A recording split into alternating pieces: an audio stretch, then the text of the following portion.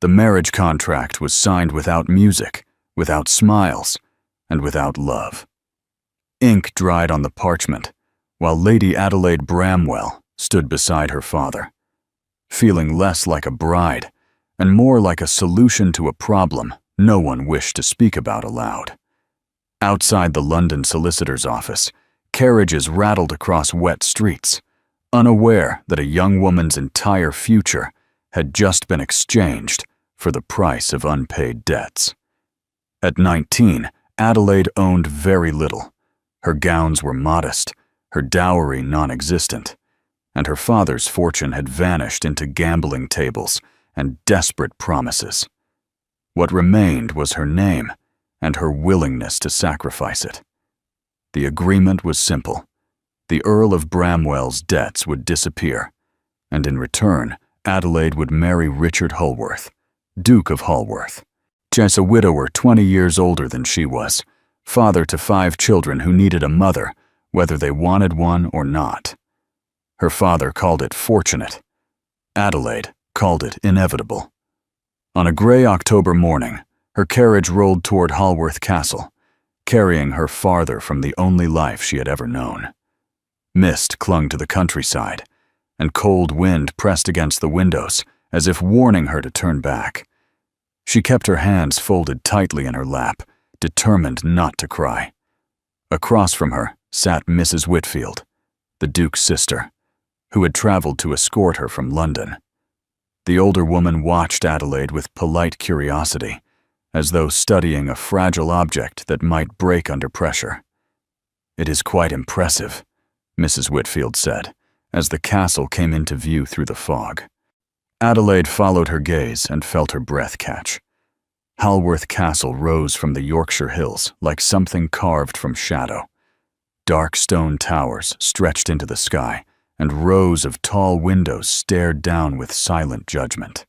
It looked less like a home and more like a fortress built to keep emotions out. "It is large," Adelaide said carefully. Mrs. Whitfield gave a faint smile. "My brother has always preferred grandeur to comfort." The carriage slowed, wheels crunching over gravel. Servants gathered at the entrance, lined in perfect order, waiting to greet their new duchess. Adelaide's stomach tightened. These strangers would soon look to her for leadership, guidance, authority she did not feel she possessed. The castle doors opened. The man who stepped forward was not what she expected. Richard Holworth was tall and broad-shouldered, dressed in dark, formal clothing that suited his serious expression. His dark hair showed little gray, despite his 40 years, but his eyes carried a heaviness that spoke of exhaustion deeper than age. They were storm-colored eyes, guarded and distant. He bowed politely. "Lady Adelaide, welcome to Holworth Castle." His voice was calm, respectful, and completely without warmth. Adelaide lowered herself into a curtsy, praying her shaking legs would hold. "Your Grace, thank you for receiving me." For a moment, their eyes met. Something flickered there, perhaps curiosity, perhaps regret. Then it vanished behind careful formality. "Come," he said, offering his arm. "You must be tired from your journey." Inside, the castle overwhelmed her senses. Marble floors echoed beneath their steps. Portraits of long-dead ancestors watched from gilded frames. Suits of armor stood like silent guards along the walls. Every detail spoke of centuries of power and expectation. "The castle has belonged to my family for over 400 years, the Duke said as they walked. Each generation added something new. "It is magnificent," Adelaide whispered. "It is a responsibility," he corrected gently. They climbed a sweeping staircase that seemed endless before stopping before a pair of carved doors. "These will be your rooms." Adelaide stepped inside and felt suddenly very small. The suite was larger than her entire childhood home. Silk furnishings surrounded a grand fireplace, and tall windows overlooked formal gardens stretching far into the distance. "My late wife decorated these rooms," the Duke said, his tone carefully neutral. You may change anything you wish." The mention of his first wife sent a chill through her. Every object seemed touched by another woman's memory. Adelaide felt like an intruder walking through someone else's life. "The children," she said quickly. "May I meet them?" The Duke hesitated. "They are resistant to change," he admitted. "Their mother's death affected them deeply." "I understand," Adelaide said softly, though she knew she could not truly understand such loss. "We dine at 7, he said. "You will meet them then." After he left, silence filled the room. Adelaide sat slowly in a silk chair, staring at her trembling hands. She was now a duchess, mistress of a castle, wife to a stranger, and stepmother to 5 grieving children. A knock sounded at the door. "Come in," she called. A young woman entered without waiting. She was beautiful and proud, with dark hair and gray eyes identical to the Duke's, though hers burned with open hostility. "So," the girl said, crossing her arms, "you're the replacement." Adelaide rose calmly. "I'm Adelaide. You must be Lady Catherine." "I am," Catherine replied sharply. "I've managed this household since our mother died. I suppose you think you'll take over now." "I think I'm here to help," Adelaide said gently. Catherine laughed without humor. "You're 19, barely older than I am, and you believe you can be a mother to us?" "I don't expect to replace your mother," Adelaide said quietly. No one could. The honesty surprised the girl. Some of the anger faded from her expression. "The others won't be kind," Catherine warned. "Marcus thinks he's responsible for everyone. The twins cause chaos. And Emma," her voice softened. "Emma still cries for Mama every night." Adelaide felt her heart ache. "Tell me about them," she said. Catherine hesitated, then slowly began describing each sibling. As she spoke, Adelaide listened carefully, realizing these children were not difficult. They were hurting. "And you?" Adelaide asked gently. "What do you need?" Catherine blinked, startled. "I need someone who cares about them as much as I do," she admitted quietly. "I promise I will try," Adelaide said. Catherine studied her a long moment before nodding. "Dinner will be interesting." Dinner proved more intimidating than any battlefield. The dining table stretched endlessly, and the 5 children sat like judges deciding her fate. Marcus watched her with guarded suspicion. The twins whispered constantly, while little Emma stared with solemn curiosity. The Duke cleared his throat. "Perhaps you might tell the children about yourself." Adelaide set down her fork. "I love reading," she began, "and gardening. I used to grow vegetables at home." "Can you ride?" Marcus asked suddenly. "Yes," she said, "though not very well." "Why did you marry Papa?" one twin asked bluntly. The question stunned her. "Because sometimes people need each other," she answered carefully. "Did you love him?" the other twin asked. "No," Adelaide said honestly. "We barely knew each other, but I hope we may come to care for each other in time." Emma spoke then, her tiny voice barely heard. "You can't bring Mama back." Adelaide's heart broke. "No, sweetheart, I can't, but maybe I can help make things a little less sad." The dinner ended in uneasy peace. The children guided her through the castle afterward, showing favorite rooms and secret corners. They stopped before a portrait of a beautiful golden-haired woman. "This is Mama," Emma said proudly. Adelaide studied the painting. The late Duchess was breathtakingly lovely. For a moment, insecurity washed over her. "She was very beautiful," Adelaide said softly. "And I see her in all of you." The Duke watched her closely, surprise in his eyes. Later, they entered the nursery, perfectly preserved like a memory, frozen in time. "We don't play here anymore," Emma whispered. "It makes Papa sad." Adelaide felt a quiet anger rise. Children should not live inside grief. "Perhaps," she said gently, "we could change that." Emma's eyes lit with hope. That night, after the children left, Adelaide stood alone with her husband. "They're wonderful children," she said. "They have had to grow up quickly," he replied. "What about love?" she asked softly. "Joy?" "Love," he said coldly, "is a luxury I can no longer afford." He walked away, leaving her alone in the vast hall. Adelaide realized then the true challenge before her. She had not only married a widower, she had entered a house where hope itself had been locked away. The next morning before dawn, unable to sleep, she went to the kitchens to plan a small tea party for Emma.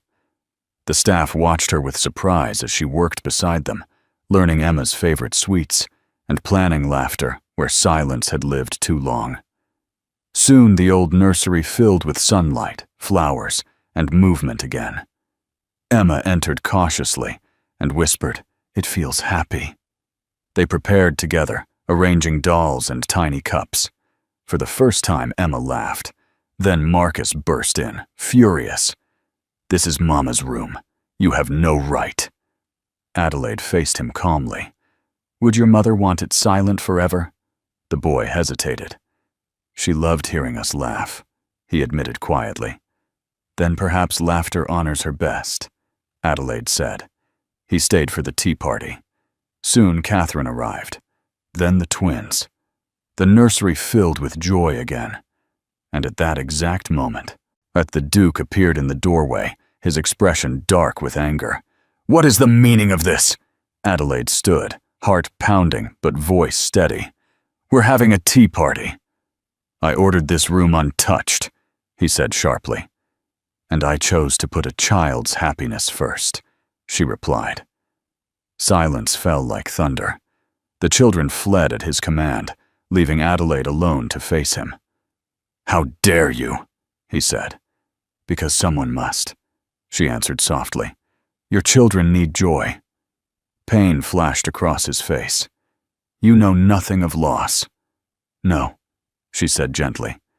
"But I know your wife would not want her children living in sorrow." He turned away, defeated rather than angry. "Clean this up," he said quietly before leaving.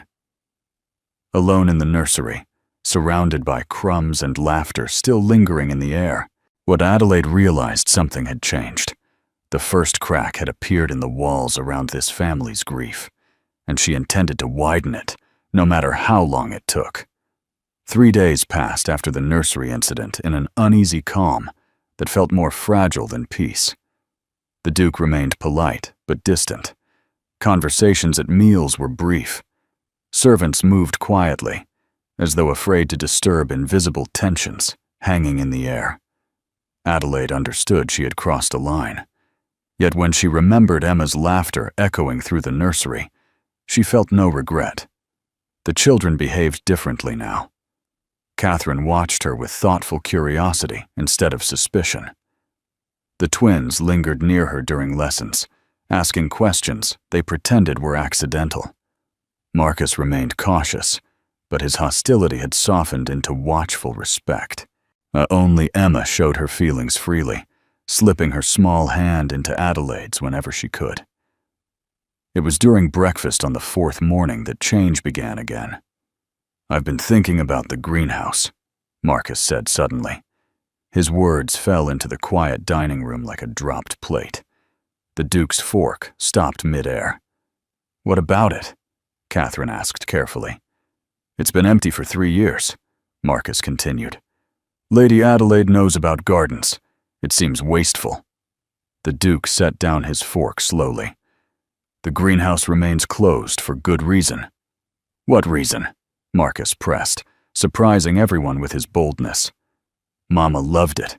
She taught us there, every day." The Duke's jaw tightened. Your mother is gone." The words sounded harsher than he intended. Emma lowered her eyes, and silence spread across the table. It could still be useful," Adelaide said gently. "If restored, it could teach the children science, patience, responsibility." Gray eyes turned toward her sharply. "I believe I made myself clear about consulting me," he said. "I am consulting you," she replied calmly. "I am asking." "The answer is no." Emma's small voice interrupted. "Why can't we see Mama's flowers?" The Duke hesitated, unable to answer. "Because it hurts too much," Catherine said softly. The truth settled heavily between them. Emma frowned in confusion. But wouldn't Mama want her flowers happy? No one spoke. Adelaide saw pain flicker across the Duke's face. For the first time, his certainty wavered. "The plants are dead," he said finally. "Not all," Marcus said quietly. "I've checked." Every head turned toward him. You've been going there?"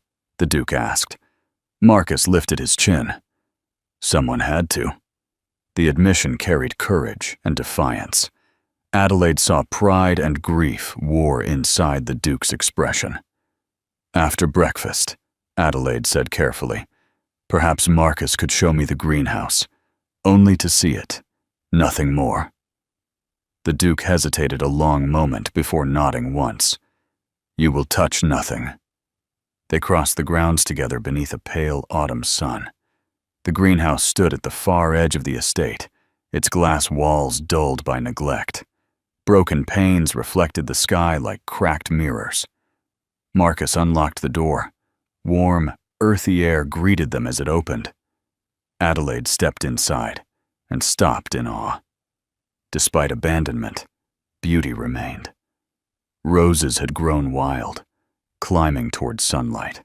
Herbs spread across pathways in fragrant chaos. Fruit trees bent under unpruned branches, heavy with life, stubbornly refusing to die. "It's magical," Emma whispered. "Mama called it her Eden," Catherine said. Adelaide walked slowly through the overgrown paths. She could almost imagine the late Duchess moving here, teaching children, laughing among flowers. "She organized everything," Marcus said eagerly. "Medicinal plants here, fruits there. She knew every Latin name." The twins began reciting botanical names proudly, their voices echoing beneath the glass roof. Adelaide smiled. "Your mother was an excellent teacher." "She said plants are like people," Emma added seriously. "They need love." Adelaide knelt beside a struggling rosebush. The roots were strong, the soil still rich. "It could live again," she murmured. Do you really think so?" Catherine asked. "Yes," Adelaide said, "with patience." Marcus's eyes brightened with hope. "Papa would never allow it." "Perhaps," Adelaide said carefully. "He simply needs to see it differently." On the walk back, Adelaide understood something important. The Duke was not cruel. He was afraid. The greenhouse held memories too alive to face, but healing required courage. That evening at dinner, she tried again. "I wanted to thank you for allowing me to see the greenhouse," she said politely. The Duke nodded stiffly. "It is remarkable," she continued. "Your children learned much there." He glanced briefly at Marcus, pride flickering despite himself. "It seems unfortunate for that knowledge to fade," Adelaide added lightly. Perhaps a small kitchen garden could be started elsewhere." It was a compromise, not a challenge. The Duke considered carefully. Finally, he said, "A small garden may be acceptable, under supervision." Emma clapped with delight. The twins cheered. Even Catherine smiled openly. Adelaide lowered her gaze to hide her relief. It was only a beginning, but beginnings mattered. The kitchen garden project began the following week. Groundskeepers prepared soil, while the children worked beside them. Sleeves rolled, and faces bright with purpose. Adelaide oversaw the planning, guiding without commanding. Slowly, laughter became common again on the estate. One crisp morning, the Duke joined them. He stood watching as Marcus directed planting rows, and Emma carefully pressed seeds into the earth. "They seem invested," he observed. "They missed nurturing something," Adelaide said. He was quiet for a while. "Their mother believed gardening taught patience," he said suddenly. Adelaide felt surprise at the voluntary memory. "She sounds wise." "She was," he replied softly. His gaze followed Emma as she worked. "I've been absent," he admitted. "You've been grieving," Adelaide corrected. "My children learned to live without me. They still need you." He shook his head. "I do not know how to look at them without seeing her." Adelaide spoke gently. "Oh, then look at who they are becoming." At that moment, Emma ran toward them holding an earthworm. "Papa, look!" The Duke stiffened instinctively, ready to withdraw. Adelaide touched his arm lightly. Emma held out the worm proudly. "He helps my flowers." The Duke hesitated, then crouched beside her. "Earthworms make soil healthy," he said. Emma beamed. Adelaide watched father and daughter walk together to return the worm to the garden. It was a small moment, but it felt enormous. The wall around him had cracked again. Weeks passed, and change grew slowly like seedlings. The Duke began staying longer outdoors. He helped Marcus measure garden rows. He listened to Catherine play piano after dinner. He even laughed once at something the twins said, startling everyone into silence before joy replaced surprise. Then one evening, and as the family gathered in the drawing room, he spoke quietly. "I have been thinking about the greenhouse." Every conversation stopped. "I believed preserving it untouched honored my wife," he continued. "I realize now that allowing her work to decay does the opposite." Hope filled the room. "I would like to restore it," he said. Emma gasped. Catherine covered her mouth. Marcus stood frozen. "Not as a shrine," the Duke added.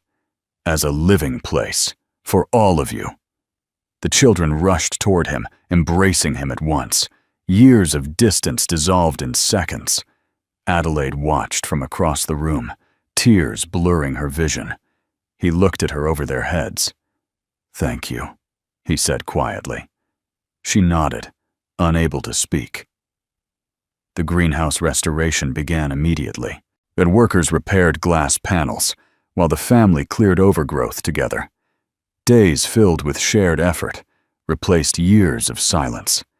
Adelaide found herself laughing often, her hands stained with soil, her heart lighter than she had ever known.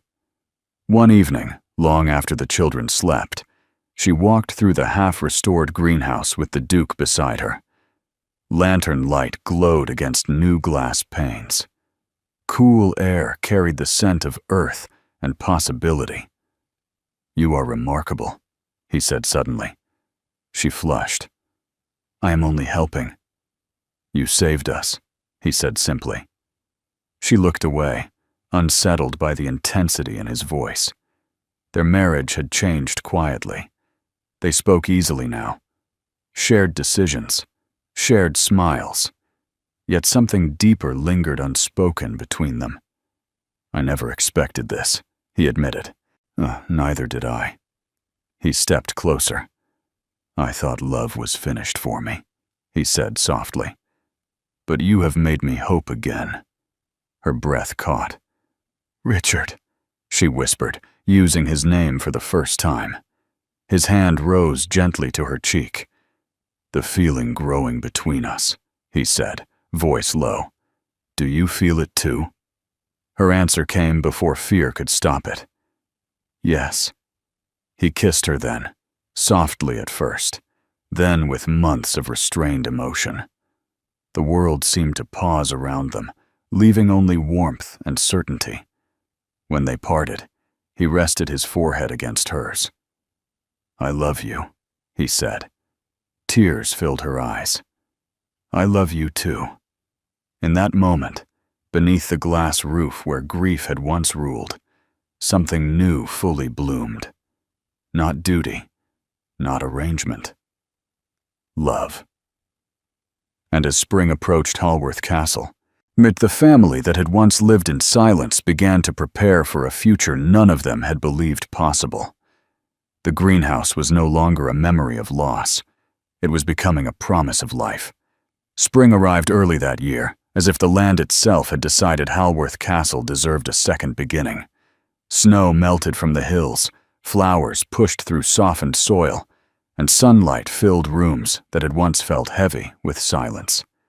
The greenhouse became the heart of it all. Where grief had once lived untouched, laughter now echoed beneath shining glass panels. Workers came and went, but it was the family who truly restored the space. Catherine planned flower beds with careful elegance. Marcus studied irrigation systems with serious dedication. The twins competed to see whose plants would grow fastest. Emma followed everyone with endless questions and dirt on her cheeks, and Adelaide stood at the center, guiding gently, never commanding, watching a broken family grow whole again. The Duke changed most of all. Richard no longer disappeared into his study for days. He walked the gardens each morning, often with Emma's small hand wrapped in his. He discussed estate matters openly with Marcus and praised Catherine's judgment during household decisions. Even the servants moved more freely, sensing warmth returning to their master. One evening, as sunset painted the greenhouse gold, Adelaide stood arranging newly planted roses when Richard approached quietly behind her. "You have transformed this place," he said.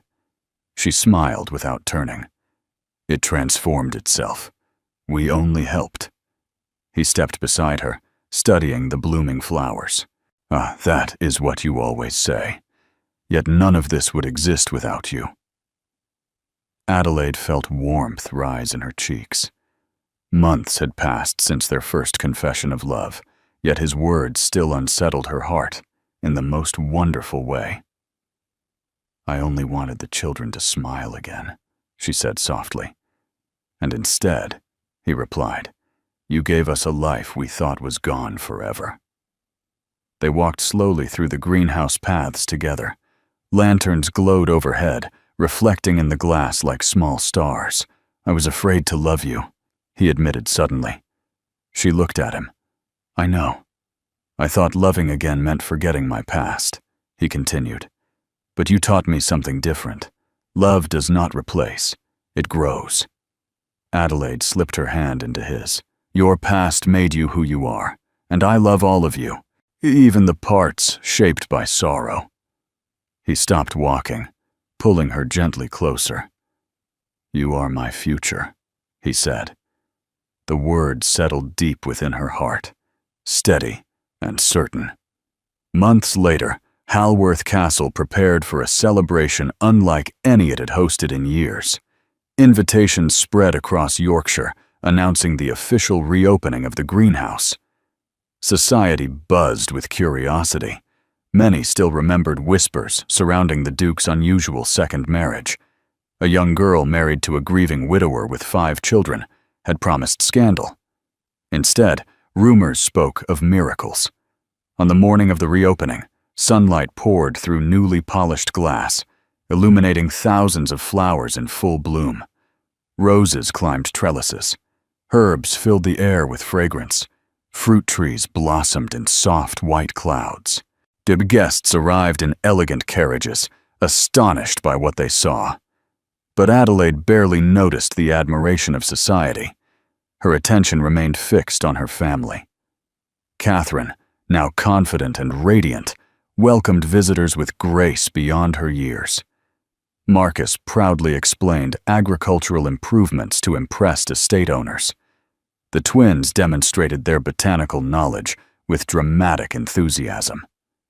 Emma skipped through the paths carrying flowers almost too large for her small arms, and Richard stood beside Adelaide, pride clear in his eyes whenever he looked at her. "Mama Adelaide," Emma called, running toward her. Adelaide knelt as the little girl offered a bouquet.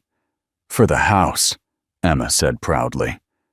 "They're beautiful," Adelaide replied, kissing her forehead. Emma leaned close and whispered, "I told everyone you make everything happy."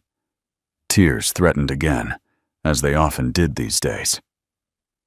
Later, as guests wandered the gardens, Lady Penworth, a well-known society hostess, approached Adelaide with a curious smile. "When news of your marriage first reached London," she said, "many expected disaster. A young bride, grieving children, a distant duke. No one believed happiness could come from such an arrangement." Adelaide laughed softly. "Neither did I. And yet," the woman continued, glancing around the joyful greenhouse, "you have accomplished something extraordinary." Adelaide followed her gaze to where Richard lifted Emma into his arms, while the twins argued cheerfully nearby. "It was never only me," she said. "We healed together." That evening, after the guests departed and quiet returned, the family gathered for dinner inside the greenhouse. It had become their tradition, eating among growing things as a reminder of how far they had come. Conversation flowed easily. Laughter came often. Adelaide rested a hand gently over her stomach, feeling the small movement that still filled her with wonder. Their child would arrive in autumn, another new beginning for a family once frozen in grief. Richard noticed the gesture and smiled warmly. "Tired?" he asked softly. "Happy," she replied. After dinner, the children drifted off to bed one by one, each stopping to hug her goodnight. Catherine lingered longest. "I used to think no one could ever replace Mama," she said quietly. "Now I realize you didn't replace her. You helped us find ourselves again." Adelaide embraced her tightly. "Your mother would be proud of you." Catherine smiled through tears. "She would be proud of you too." Later, Adelaide and Richard walked alone through the moonlit greenhouse. Night air cooled the glass walls, while flowers released soft perfume around them. "Do you ever regret it?" Adelaide asked suddenly. "Marrying someone so young, taking such a risk." Richard stopped and turned toward her. "The only regret I have," he said gently, "is that I almost let fear steal the life waiting for me. You arrived when I had stopped believing in joy. You reminded me that love is not weakness. It is courage." She leaned into him, feeling safe in a way she had never known before. "I came here with nothing," she whispered. "You came here with everything that mattered," he corrected. "Kindness, patience, hope." They walked slowly toward the castle lights glowing in the distance. A year earlier, Adelaide had arrived frightened and uncertain, believing herself a sacrifice made for survival. Now she understood she had not been sent to Hallworth Castle as payment for debts. She had been sent as a second chance, for 5 children who needed laughter, for a man who needed healing, and for herself, a young woman who discovered strength she never knew she possessed. England would later call their story astonishing. Newspapers described the young duchess who transformed a grieving household and captured a duke's heart. That society admired the romance, the restored estate, the blooming gardens. But Adelaide knew the truth was simpler. Love had grown slowly, like seeds planted in winter soil, with patience, with care, with courage. As Richard took her hand and led her home beneath the starlit sky, Adelaide felt certain of one thing. At 19, she had been given to a widowed duke with 5 children, and what followed had not been scandal or sorrow. It had been a family reborn, a love unexpected, and a future blooming brighter than anyone had ever imagined.